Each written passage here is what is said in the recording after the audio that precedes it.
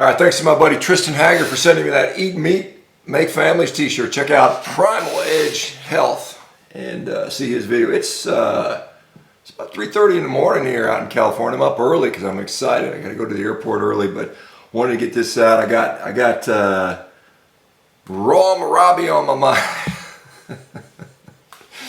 These fruitarians just get wackier and wackier, guys. Let me just, anyway, this is just, it's almost laughable. But before I get into that, I want to share another little story someone sent me. So I think this is something that I think is cool. It's just wanted to take a moment to thank you for your inspiration, all that you do to guide, support, and inspire people. It's because of following you on Instagram and getting inspired that I was able to complete what I have done so far using the Carnivore Diet. The picture on the right is from June of this year. I'll show you this picture at the end. I was at a 52 jacket with a 42-inch waist. The picture on the left is from yesterday, down to a 34-inch waist and a 46 jacket. For me, it's not all about the weight loss. It's about the dedication and the commitment and how I feel.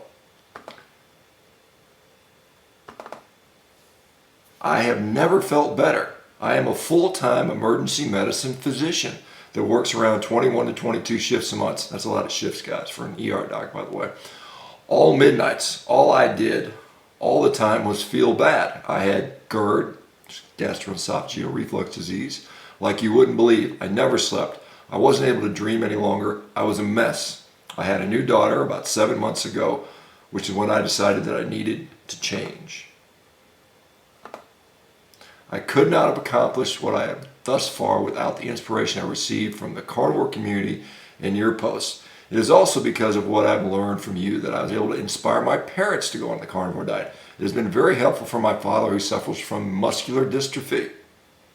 Just wanted to say thank you for all that you do, for everyone in the community, and for being such an inspiration and getting the word out about this amazing way of life. So this is another physician. You know, I hear from vegans all the time, oh, you're a disgrace, from the medical community hates you. About 10% of the people I consult with are actually physicians trying to get their health in line. So, I've been asked to speak all over the world. I'll be going to Spain, UK, I'll be going to, Denmark, Hungary, Indonesia, Bali, I just got back from Malaysia, all speaking to physicians. So, Anyway, let's get back to old Raw Marabi here and see what he has to say about protein. All right, let's take a listen here, guys. You have to remember, this is something that has been brainwashed into your head, and it's very dangerous. I get really upset when I see people come to me and I know directly that the protein has caused this issue or is a big contributor to it. When you consume protein, it's highly acidic to the body. It will steal the calcium from your tissue, organ, and glands. You will start getting arthritic pain. You will start getting issues with your skin because the body it cannot deal with it. It takes calcium. It takes cholesterol to bind to those acids. It literally strips your body of calcium. That's why bodybuilders will have arthritis, will have blown rectums, they'll have digestive issues. They cannot even imagine what's causing it, and they blame something else. It's not age. It's nothing to do with anything but the protein you're consuming and the starches. These are acidic foods. They make the body acidic. You will suffer and pay the price for it. As a bodybuilder myself, I have tried protein for ages. I used to be full of pains. When I became a fruitarian, raw vegan, it all went away in a matter of weeks. So I can tell you that protein, you must get your protein. All right, Raw Marabi. Apparently a lot of people look up to him as a guide in this fruitarian wacky lifestyle. Raw Marabi thinks that, I'm not sure where the blown out rectum thing, man, I don't even know where he's getting that from. But let's talk about the acid from eating too much protein. Protein is bad. This guy behind me is his name's Professor Stu Philips. He is one of the leading protein researchers in the world. He's basically the man when it comes to protein. Another guy out of McMaster's University, just like that Gordon Guide I talked about a couple videos ago. But Stu Philips, who I've interviewed on the HPO podcast for you guys that listen to the Human Performance Outliers podcast, is clearly one of the top respected protein guys on the planet. Even more so than Raw Marabi, believe it or not. Anyway, so There was a recent article talking about changing perspectives on dietary protein and bone health, saying many experts no longer believe that intake of dietary protein has a negative impact on bone. You know, the belief was that back, this is data from years ago, that we saw that 20 years ago or so, that when people were eating higher amounts of protein, they saw hypercalciuria, or increasing calcification in the urine. And certainly the urine does become acidic, but, and yes, there is calcium in urine, but the assumption was, well, where do humans have a lot of calcium? Well, it's bone, of course. It's got to be coming from the bone. That was the assumption. However, as we test that assumption, as we've gone forward to see that, we see that that is actually not the case. Recent study shows that's not what's happening. I'll tell you what's happening in just a second. But so this goes against poor old Mr. Raw Marabi. Based on studies of increased calcium in the urine of people who ate more protein, experts hypothesized that protein increased the acidity of the blood, and the calcium was recruited from bone to lower this acidity. Recent research challenges this notion, showing that dietary intake of protein does not have a negative impact on bone health. Consuming protein at levels higher than the RDA does not have an adverse effect on bone, and may even in some cases improve bone density. Okay, if you want to read more about this, Professor Stewart authored a wonderful paper, I think 2017, Current Concepts and Unresolved Questions in Dietary Protein Requirements and Supplements in Adults.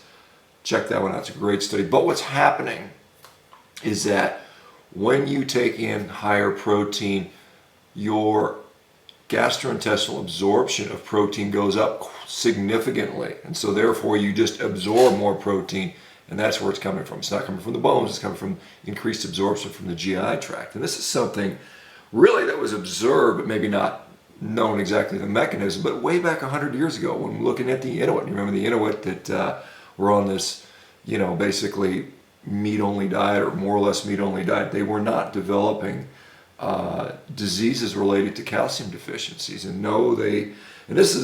so what they saw is interesting. So two populations of Inuit in Greenland, the group that was eating their natural native diet, with regards to calcium homeostasis and vitamin D homeostasis, were not developing rickets despite low levels of calcium, low exposure to sunlight.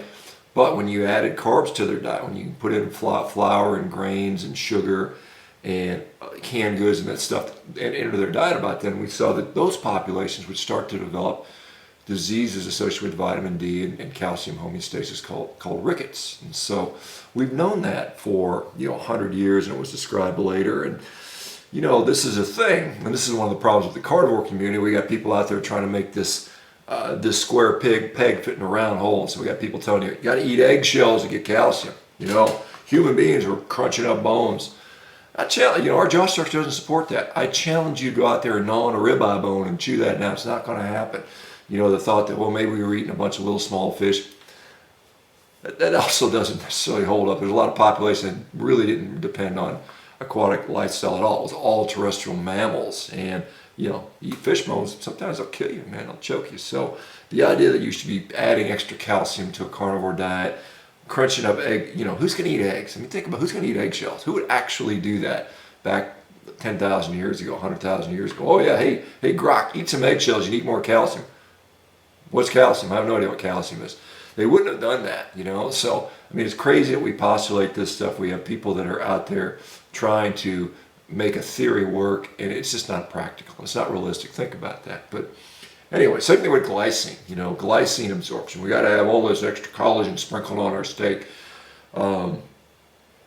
Glycine absorption also goes up in a high protein setting without carbohydrates. Studies out there showing when you don't have glucose going into the GI tract, glycine absorption goes way up. So this stuff on rat studies showing that methionine glycine ratios are problematic don't apply to humans on a carnivore diet, guys. Just stop with the silliness. But anyway, let's get back to a little more of our friend Mr. Raw Marabi here, because he's got more stuff, and honestly, he is going to be. I think he'll make a few appearances in my videos because there's too much good stuff here to listen. So He's going to tell you women. I know most of my audience is men, but there are some women that listen to me, and many of our men have girlfriends. He's going to tell you how to take care of that private area with some douching, some special raw Marabi douche action. Okay.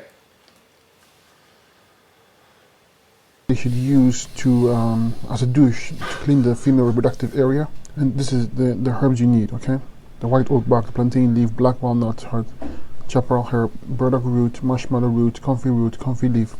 These will clean the area. You douche once daily, twice daily to clean up the area. You have to go on herbs and fruits. You also have to be using the herbs for the adrenals, kidneys, lymphatic system, endocrine system, and stomach and bowels.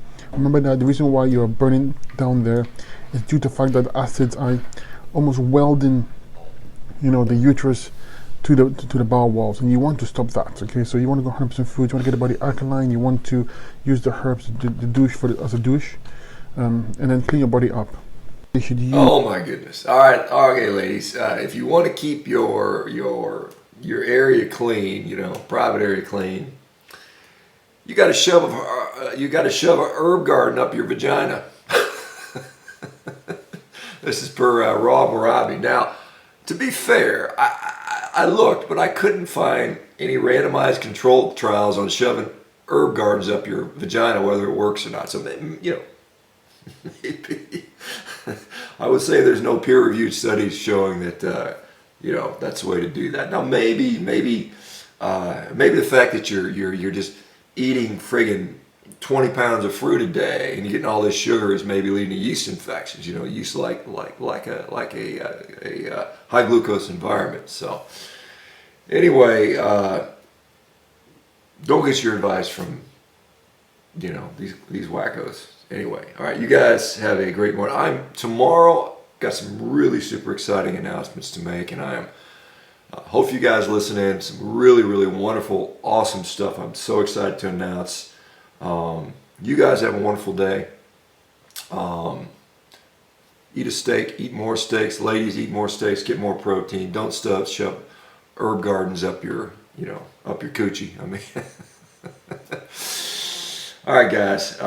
We'll talk to you likely tomorrow, and subscribe, share the videos with your friends. Take care.